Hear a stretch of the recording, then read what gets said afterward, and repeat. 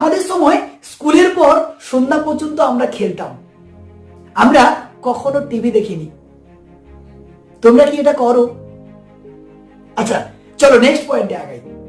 জানো, আমরা প্রকৃত বন্ধুদের সাথে খেলতাম, ইন্টারনেট বন্ধুদের সাথে খেলতাম না, বা বেশিক্ষণ টাইম স্পেন্ড করতাম না।